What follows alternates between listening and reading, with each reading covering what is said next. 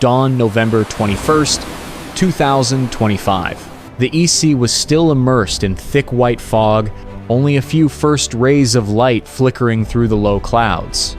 Small waves quietly lapped against the legs of Vietnam's rig houses and floating islands in Spratly, as if the ocean had no idea what was about to happen.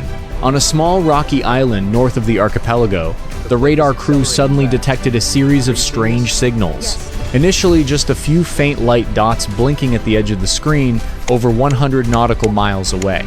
Then they multiplied rapidly. 15, 20, 30, up to over 40 large and small signals, moving uniformly at high speed, heading straight south. Officers on the observation post observed silently, not a single superfluous word, only the sound of the radar machine rotating evenly and breathing becoming heavier in the closed room. Signals indicated this was not a normal patrol formation. They were too numerous, too fast, and were narrowing the distance intentionally. At the same time, at patrol stations on the sea surface, Vietnamese ship forces also received similar warnings. Through binoculars, blurry ship silhouettes began to appear from the northern horizon, appearing and disappearing in the early mist. They advanced in a wide formation, like a steel wall, slowly moving towards the Spratly archipelago. At the Navy command, red alarm bells rang continuously. The electronic map flashed bright red over the archipelago area. Commanding officers immediately confirmed. Over 40 warships of various types, including landing ships and large frigates, closing in with clear intent. The atmosphere in the war room suddenly became heavy. No one spoke of peace possibilities anymore. Everyone understood.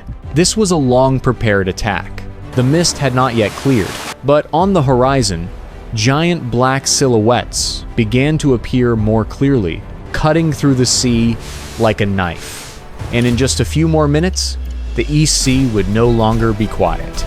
The sky was not yet fully bright, but Cam Ranh port was already ablaze with lights like daytime. The prolonged alarm siren echoed throughout the bay, drowning out even the sound of waves. Vietnamese frigates and missile ships simultaneously left the pier within just 20 minutes after the red alert. Engines roared, tearing through the night, white water splashing under the propellers. On the sea, the distance between the two formations had reduced to less than 60 nautical miles. The mist began to fade gradually, clearly revealing the giant formation ahead. Over 40 Chinese warship silhouettes arranged in an arrow shape, large frigates leading. On both flanks were landing ships full of armed soldiers. At the very rear were logistic ships of 10,000 tons. Suddenly, a dry explosion sound rang out amidst the quiet sea surface. A Chinese warship fired. The first warning shot, a water column over 30 meters high, splashed right in front of the Vietnamese patrol vessel's bow. Just a few seconds later, 5 more shells fell down, only a few dozen meters from the target. Radio silence order was broken. All Vietnamese ships simultaneously broadcast warning signals and demanded the opponent leave the area immediately. But the Chinese formation did not reduce speed. Conversely, they accelerated to close in. 2 small Vietnamese patrol vessels were intentionally squeezed from both sides by 2 large frigates. Collisions happened continuously. Metal shrieked as ship sides rubbed against each other. One Vietnamese patrol vessel was rammed, tilting heavily. Seawater rushed into the engine room through a tear over 10 meters long. The crew hurriedly sealed the watertight doors, but the main engine had started to die out. At the same time, in the south of the archipelago, another Vietnamese missile ship was surrounded by 3 enemy ships. Secondary guns on the Chinese ship deck began firing. Tracer fire rounds flashed in the darkness, tearing up the sea surface around the Vietnamese ship. Water splashed as high as rain. One shell hit close to the starboard side, shaking the entire ship hull. Forces on deck had to hold tight to the lifeline to avoid being thrown into the sea. In the underground command room at Cam Ranh, officers watched each bright dot on the radar screen. Every collision, every shot made the room atmosphere a few degrees hotter. The final order was issued briefly. All units ready for combat. The East Sea was no longer quiet. Engine sounds, warning shots, metal clashing sounds, now blended into a chaotic symphony. And the real confrontation had only just begun. The the sun just rose above the horizon. Then the coastal defense system on floating islands and rig houses in Spratly opened fire simultaneously. Brilliant orange columns of fire tore through the early morning light. More than 30 cannons of various sizes roared at the same time. Artillery shells zoomed through the air, leaving long white smoke trails, then fell like iron rain right in the middle of the Chinese warship formation. Water columns over 50 meters high splashed continuously. A large enemy frigate was hit directly by 3 shots on the port side. The hull ripped open. Seawater rushed in like a waterfall. Within less than a minute, the ship began to tilt heavily. The deck was chaotic. Billowing black smoke rose from the torn engine compartment. At the same time, in the southwest of the archipelago, 4 Vietnamese missile ships just arrived at high speed, simultaneously unlocked safety. 16 anti-ship missiles left the launchers, tracing bright white lines on the sea surface. They flew close to the wave surface, avoiding enemy radar, then suddenly turned up right before the target. 2 terrifying explosions rang out in succession. 2 Chinese warships were torn in half. Fire flared up violently. Oil spread wide, forming giant black streaks on the water surface. On another rig house, the gunner group calmly loaded ammunition, even though enemy artillery shells had started falling around. 1 shell exploded just over 20 meters from the rig leg. The shockwave shook the entire steel structure. Water splashed up to the deck floor, but the main cannon continued to fire regularly, each shot finding a new target correctly. Meanwhile, from Subi and Fiery Cross Reefs, over 20 Chinese fighter jets had taken off, rushing towards Spratly like a broken beehive. Jet engine sound tore the sky apart. They flew low, preparing fire support for the landing ship formation, trying to close in on the shoals. But the Vietnamese side did not delay either. From bases on the mainland and large islands, anti-submarine helicopters and maritime patrol aircraft sortied simultaneously. The sound of rotors spinning madly mixed with jet engine sound, creating a deadly chorus in the air. The East Sea had now completely turned into a battlefield. Fire and smoke rose hundreds of meters high. Giant water columns continuously stood up, and explosions were no longer intermittent. The sky south of Spratly suddenly shook when over 20 Chinese fighter jets dived to low altitude, jet engines roaring like thunder. They dropped the first batch of guided bombs onto Vietnamese floating islands and rig houses. Continuous explosions made the sea surface boil, columns of water and rock splashing hundreds of meters high, billowing black smoke covering the entire horizon. Immediately, from Woody Island and mainland bases, 12 Vietnamese anti-submarine helicopters sortied at maximum speed. They flew close to the wave surface, launching air-to-air missiles when distance was less than 10 nautical miles. 3 Chinese fighter jets were shot down immediately, falling into the sea like fireballs, creating 3 vertical black smoke columns in the East Sea. At the same time, at Lad Reef, 6 large Chinese landing ships had closed in only over 500 meters from the shoal. Armed soldiers began jumping into speedboats, charging straight at the reef under Vietnamese coastal artillery fire.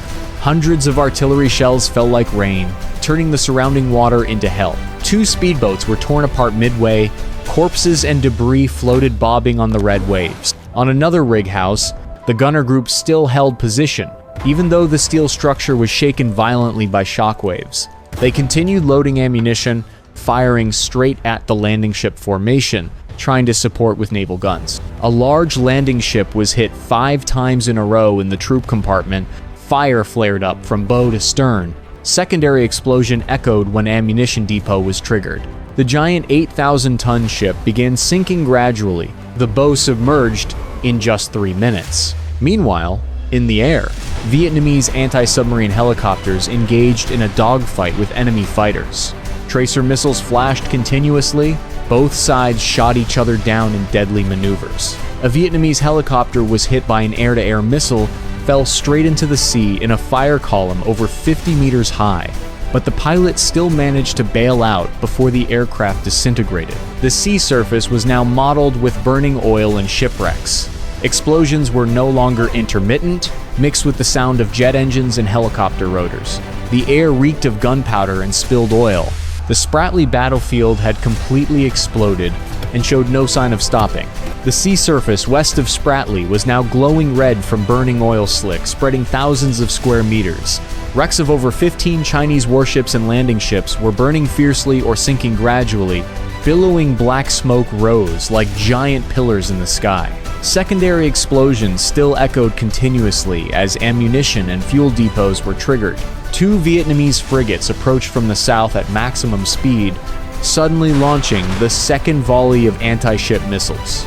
12 white light streaks zoomed through the air, slamming straight into 3 large frigates trying to shield the landing formation. 2 ships were hit by multiple shots at once. The bows were ripped open. Fire flared up from the command deck down to the ship bottom. Within just 4 minutes, both 8,000-ton ships tilted completely and began sinking, dragging hundreds of sailors to the bottom of the East Sea. At the same time, in the sky north of the archipelago, Vietnamese anti-submarine helicopters continued to circle fiercely. They launched light torpedoes down at the remaining landing ships. 3 underwater explosions made the hulls shake violently. Water sprayed back up over 40 meters high. 1 landing ship had its bottom punctured. Water rushed into the troop compartment at terrifying speed. Armed soldiers inside frantically looked for an exit, but the escape hatch was jammed solid due to metal deformation. Meanwhile, at Johnson South Reef, the garrison force still held the position despite enemy naval artillery firing continuously. They counterattacked with heavy machine guns and shoulder-fired missiles, burning 2 more speedboats trying to approach the shoal. The water surface around the reef was now mottled with blood and oil. Broken boat wreckage floated densely.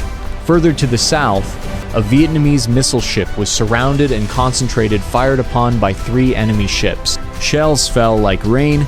The starboard side was hit consecutively. The fire flared up from the engine compartment. The crew quickly activated the fire suppression system, but the ship had lost speed and began to list. The abandoned ship order was issued. The crew jumped into the sea one by one amidst the gunfire. Life rafts deployed white on the red waves. The East Sea was now completely chaotic. Explosions, metal screeching, engine roaring blended into a deadly symphony, and the war showed no sign of ending. The Spratly sky was now covered by black smoke. The sun was just a dim red halo behind the thick smoke layer. Secondary explosion sounds still echoed from over 20 shipwrecks burning or sinking slowly beneath the sea surface. Oil slicks spread wide into giant black streaks, stretching for dozens of nautical miles. Suddenly, from the southern horizon, supersonic jet engine sound tore the air apart. Just less than 5 minutes after the distress signal from US satellite was forwarded to the Vietnam Naval Command, 48 fighter jets from 2 US aircraft carriers had sortied. They rushed at a speed of over 2,000 kilometers per hour, crossing a distance of 300 nautical miles in less than 15 minutes. On the command deck of the lead aircraft carrier, US officers watched the radar screen glowing red with combat signals. Not a second of hesitation. The order was issued briefly: weapons free, protect Vietnamese forces. Immediately, each squadron split in 2, charging straight into the remaining Chinese fighter jet formation over Spratly airspace. In the blink of an eye, over 100 air-to-air missiles left the pylons. White light trails crisscrossed the sky like a web of fire.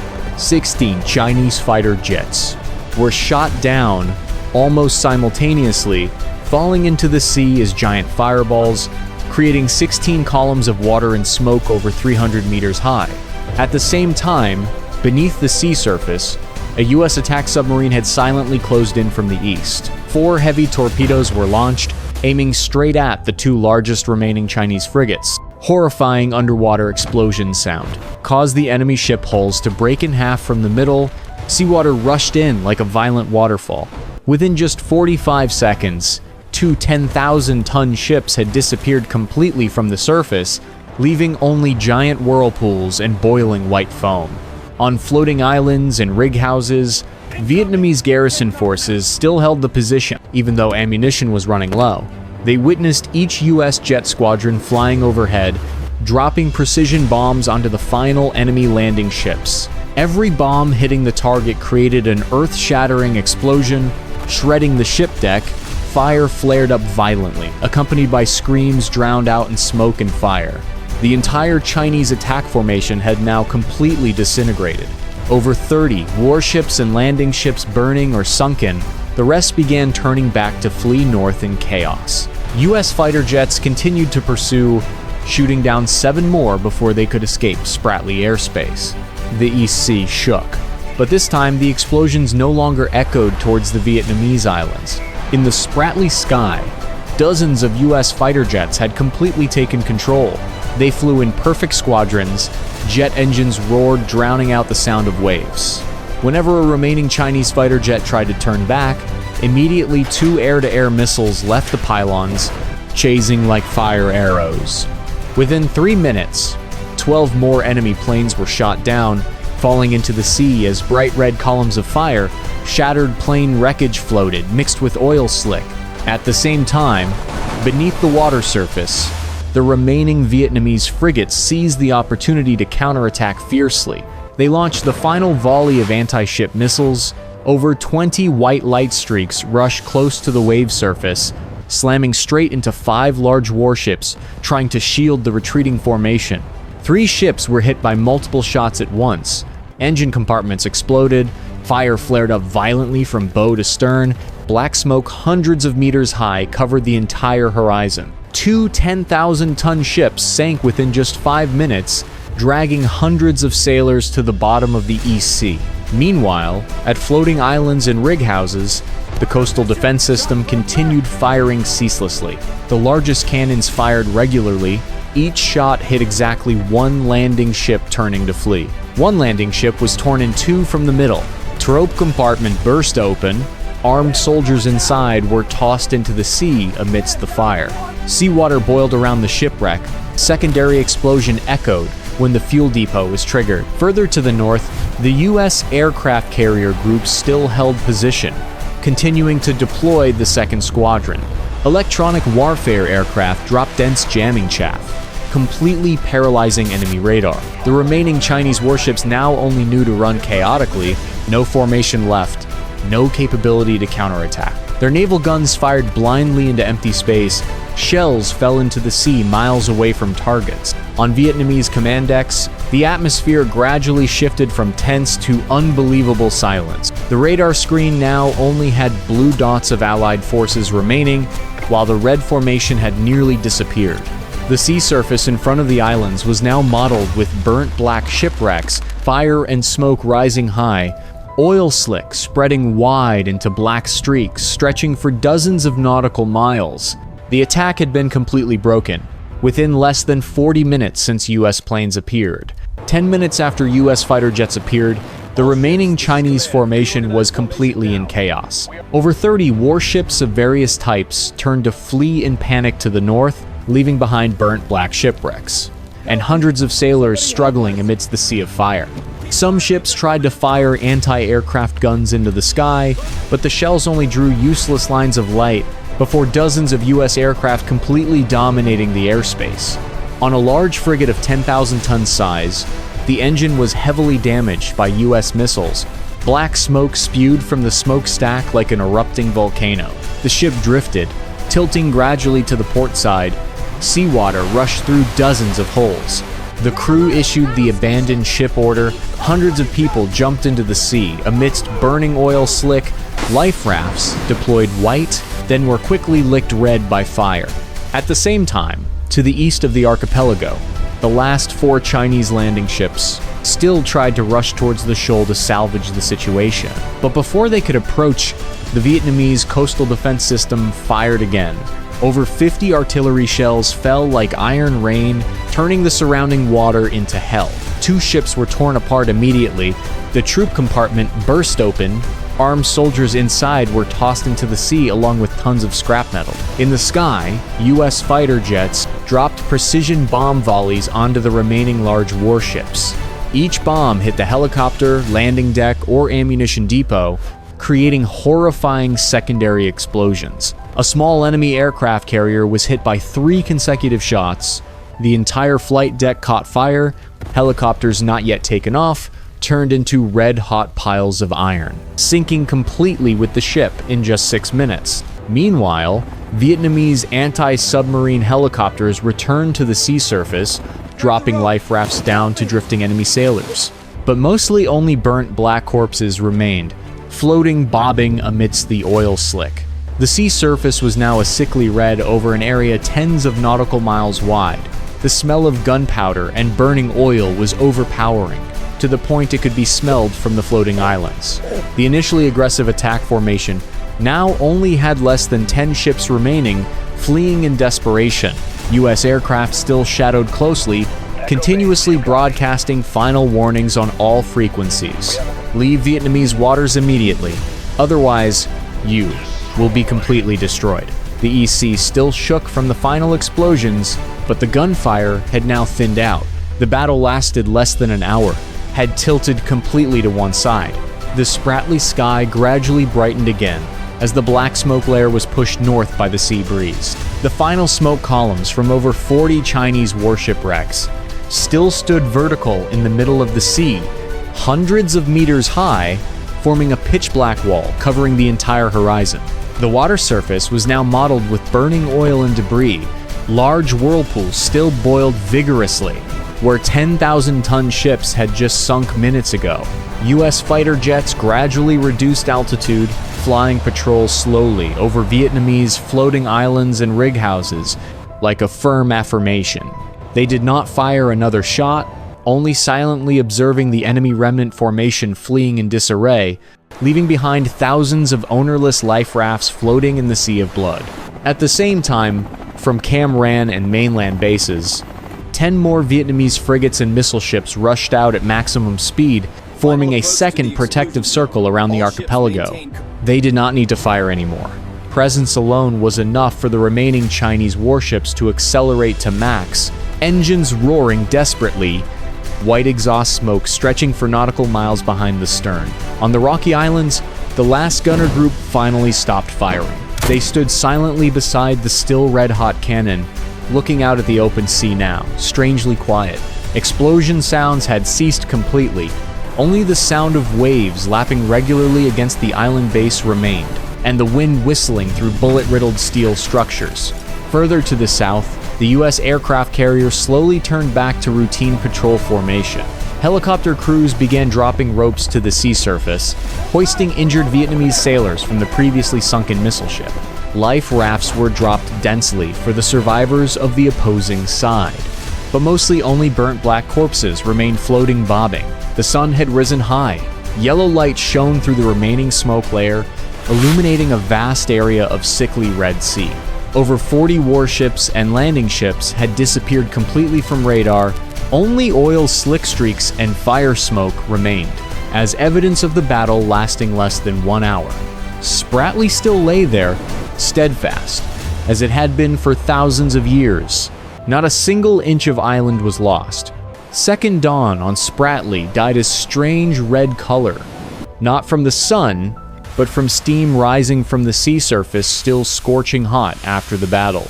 Southeast wind blew hard, pushing the last black smoke clouds drifting north, revealing clearly the battlefield panorama. Over 40 warship and landing, shipwrecks lying scattered on the water surface, tens of nautical miles wide, some still burning smolderingly, some had sunk deep, leaving only pitch-black oil slick whirlpools. On floating islands and rig houses, the garrison force began rechecking the battlefield. Coastal cannons were still red-hot, shell casings lay scattered densely on the steel floor. The gunner group silently cleaned up, bandaging wounds for comrades, but everyone's eyes looked out to sea, where hundreds of ownerless life rafts floated. Mixed in were burnt black corpses no longer identifiable. At the same time, Vietnamese frigates patrolled slowly amidst the rubble. They dropped ropes to pull up surviving wounded sailors, regardless of flag color. Anti-submarine helicopter rotor sound rang out again, this time not to fight, but to search and rescue. They flew low, dropping nets and rafts into oil-slick areas still burning flickeringly, pulling up each person from the sickly red water surface. Further to the south, the U.S. aircraft carrier group still held position. Fighter jets patrolled high above like giant iron birds. They fired no more, only silently observing, and broadcasting final warning signals to any warships still trying to return. The entire Spratly Sea area was now completely under control. Not a single strange ship dared to approach closer than 100 nautical miles. On the underground command deck at Cam Ran, officers finally allowed themselves to sigh with relief. Radar screen now only had blue light dots of Vietnamese and Allied forces. No red dots blinking anymore. Ceasefire order was broadcast on all frequencies, accompanied by the brief message: Spratly belongs to Vietnam, forever. The sun rose higher. Golden light shone down on the sea surface, now gradually calming.